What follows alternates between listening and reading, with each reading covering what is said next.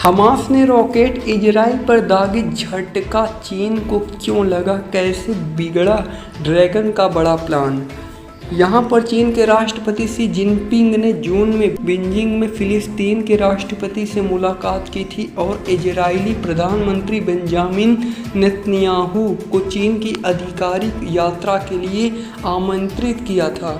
Netanyahu ने निमंत्रण स्वीकार कर लिया था और चीन पश्चिम एशिया में एक बड़ी भूमिका निभाने की राह पर था। हालांकि 7 अक्टूबर को हमास ने इजराइल पर हमला कर दिया, जिससे चीन की कोशिश को झटका लगा है।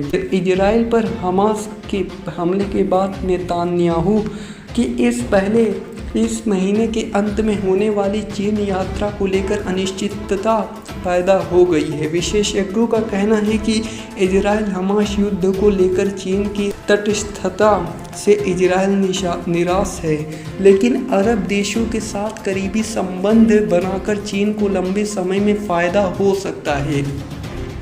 चीन में स्थित रेनमिन यूनिवर्सिटी ऑफ चाइना में अंतर्राष्ट्रीय संबंधों के प्रोफेसर शी येन होंग ने कहा, युद्ध के चलते कुछ समय के लिए ही सही चीन की पश्चिम एशिया योजना खटाई में पड़ गई है।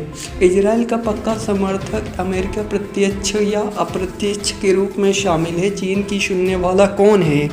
पश्चिम एशिया में चीन के दूत झाई जून ने पिछले सप्ताह फिलिस्तीन और मिस्र के अधिकारियों से फ़ोन पर बात कर तत्काल संघर्ष विराम तथा फिलिस्तीनी लोगों के लिए मानवीय समर्थन का आह्वान किया था।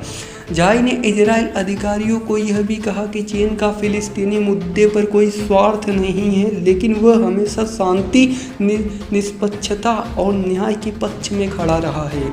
उन्होंने कहा कि चीन शांति को बढ़ावा देने और बातचीत को प्रोत्साहित करने के लिए अंतर्राष्ट्रीय समुदाय के साथ काम करने को इच्छुक है।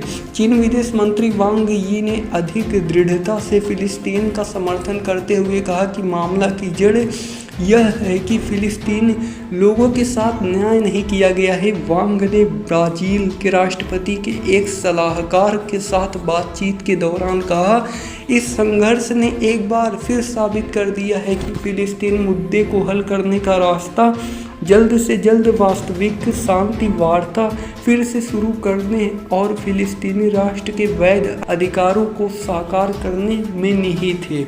चीन लंबे समय से 2 राष्ट्र समाधान की वकालत करता रहा है, जिसके तहत एक स्वतंत्र फिलिस्तीन देश बनाने की बात कही गई है।